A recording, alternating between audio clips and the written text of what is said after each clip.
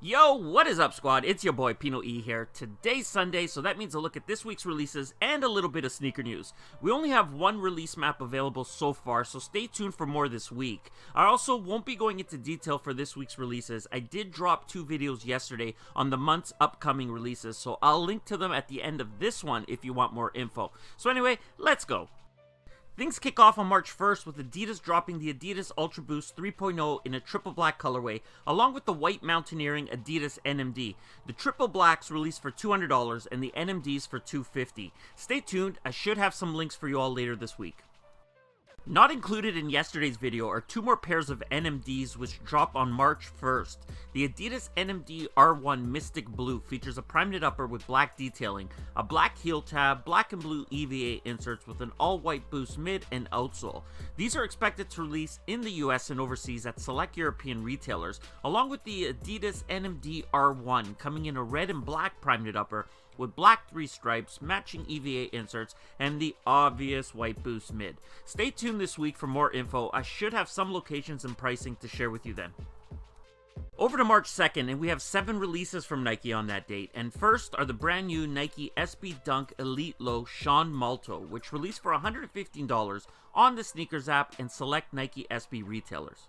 And kicking off the month of Air Max, we have 6 pairs of the Air Max 90 Ultra 2.0 Flyknit, with each pair releasing for $160 at select Nike sportswear retailers, the Sneakers app, and Nike.com.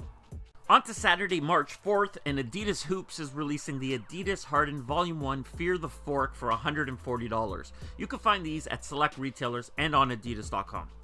Nike Basketball has a couple drops planned as well for March 4th. The Nike PG1 The Bait releases for $110, and the Nike LeBron 14 University Red for $175. Both pairs will be available on Nike.com, the Sneakers app, and select retailers. The Kith Naked Adidas NMD City Sock 2 Transatlantic project drops exclusively at Kith and Naked this Saturday for $210 each, but don't worry, a wider release will follow 1 week later. Continuing with the month of Air Max, we have the Nike Air Max 1 OG Anniversary in red and white, releasing on March 4th for $140. This is a pair I've been getting a lot of questions about, but for now there are no release maps, so stay tuned. They will, however, be available via the Sneakers app and the Nike website. I'll have more info on these this week. Jordan Brand has a couple releases planned as well. The Air Jordan 6 GS Hyper Jade drops on Nike.com and at most Jordan Brand retailers for $140 and will be available in extended sizing.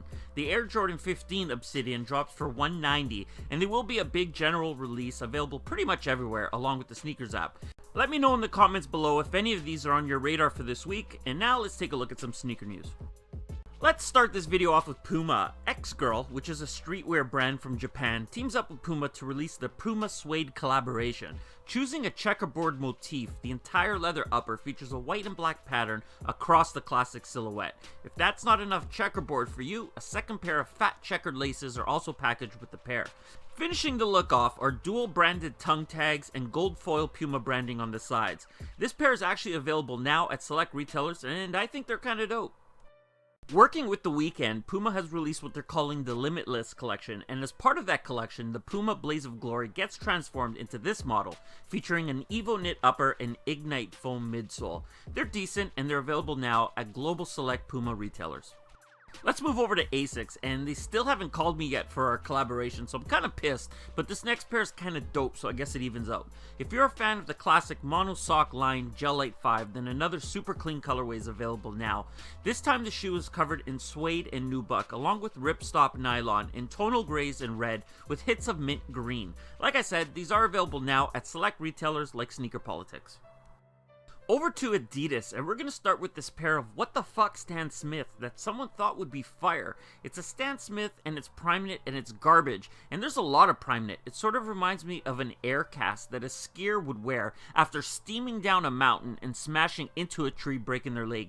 No idea what the Germans were thinking about with this one, but let's just move on past this waste of prime knit. Sometime last week, I don't remember when, I showed you all a first look at Pharrell's new Human Race collaboration with Adidas, and today here's a better look. His last shoe was inspired by the NMD, and it looks like for this go around he'll be drawing inspiration from the classic Stan Smith, and I like them. They're a little more calm than the NMDs were, and that's okay to me. I don't see anything wrong with a plainer looking shoe, but what does surprise me is that Adidas isn't using Boost on this model. Now you might agree or disagree with me, but in my opinion Adidas has two things going for them: Kanye West and Boost. Pharell is dope, but the only reason his shoes are sought after, in my opinion, is because they're limited. I do like his shoes, but I think the fact that they're limited is what really draws resellers to them and creates the hype. But anyway, I did ask if there is hidden Boost in this model, and the answer is no, so I'm kind of surprised. What do you all think? Let me know below. After dropping the Turbo Red pack last month, it looks like Adidas isn't quite yet done with the color. This Adidas EQT Support ADV 9116 is available now and beginning to arrive to select retailers like N Clothing. Pick them up if you want. The retail price is $120. And last for Adidas, I heard a couple interesting pieces of news today that I can't speak about just yet, and I'm sorry, I am trying to get the okay to actually let you all know. In the next couple days, I'll probably be able to share with you. One, you all probably already know, but the other, well, stay tuned. Over to Nike, and here's a grade school KD9 being called Roar from the Floor. This is lazy in my opinion. The colorway is very similar to the Fire and Ice grade school pair that released a little while ago. I like the KD9 silhouette, but it looks like it's another opportunity missed by Nike not releasing any eye-catching colorways. Anyway, they're available now for $125 on Nike.com. The Sneakers app gave us a look at behind the design of the Air Max 1, and with the OG dropping this weekend, it's a good time to share. In 1987, the Air Max 1 changed the world of footwear forever. Designed by Tinker Hatfield, the icon made the invisible visible with the arrival of visible Air Max cushioning. Through the years, as they debut Air Max captured the hearts of many, the design was upgraded and slightly altered to elevate comfort while meeting the needs of everyday casual wear.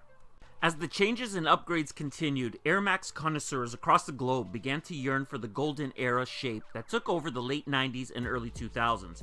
As it became time to decide how to celebrate the Air Max 1's 30th anniversary in fitting fashion, the Nike sportswear footwear design team was determined to get back to that silhouette that everyone loved.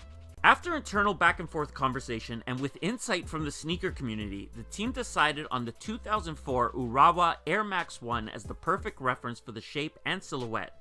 It was clear the 2004 release had the ideal stance, toe shape, and heel bump. These three elements would be the focus for the design team as the entire project became an exercise of millimeters to ensure each was at their best. Keeping the originator in mind, the team was meticulous about the details and includes several nods to the debut 1987 Air Max. From the toe box mesh to the three-piece tongue and flat laces, the Air Max 1 recraft includes several details not seen since the release of the Air Max that started it all 3 decades ago. Now completed and prepared for the world, the entire recraft project proved to be a challenging and rewarding journey fueled by one thing: the voice of the people. So with that said, the Air Max 1 is recrafted. It's the Air Max 1's 30th anniversary, and aside from the OGs we already spoke about and the Air Max releases we already know about, you can expect more, like these Air Max Ultra 2.0 Flyknit OG Obsidian. This pair features a white and wolf gray Flyknit upper with Obsidian colored overlays. If you like them, they're actually available today at select retailers like Hanon. And sticking with the Air Max 1 theme, we got the official images of the Atmos Air Max 1 Atmos Elephant. Winner of the 2016 Air Max Day Vote Back campaign, this pair of the Air Max 1s will make their return on March 26th. Originally released as part of the 2006 Zoo Pack, the pair is coming dressed in its original clear jade and white colorway, featuring the iconic elephant print made famous by the Air Jordan 3. The price hasn't been confirmed yet, so stay tuned for that. Time for Jordan Brand, just a couple items here for today, and first up are the Air Jordan Retro 1 High Soar Blue. I just can't mess with these. The Nike Air on the heel doesn't feel right to me, but they do feature a full grain leather upper with Jumpman on the tongue, Air Jordan embossed in place of the Wings logo, and the Nike Air stitching on the heel. They actually dropped yesterday, and you can pick them up at select retailers like Rock City Kicks. And next up, we have some better looks at the Air Jordan 5 Red Suede that drops on July 1st. Please stop comparing them to the Raging Bull 5s. They're not the Raging Bull 5s, and I told you a long time ago they wouldn't be the Raging Bull 5s. Honestly, at times, Jordan Brand just can't win. Here's why. They dropped these, and all the people who don't like them complain, why couldn't we get the Raging Bull 5s?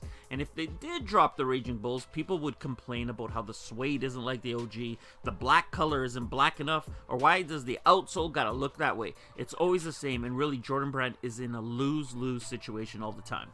So here's how I see it. None of us are forced to like a shoe or buy a shoe. We all have our own opinions, and that's what's dope about the sneaker game. I'm not a fan of these, so I'm gonna pass, but some of you might like them, and I hope you're the ones that are able to cop. And that does it for today's video, but before I go, remember the date, May 29th, and I'll tell you why later. If you enjoyed this video, and I hope you did, hit that like button. If you're new around here, subscribe, join the squad. If you have something to say, leave it in the comments below, and I'm out.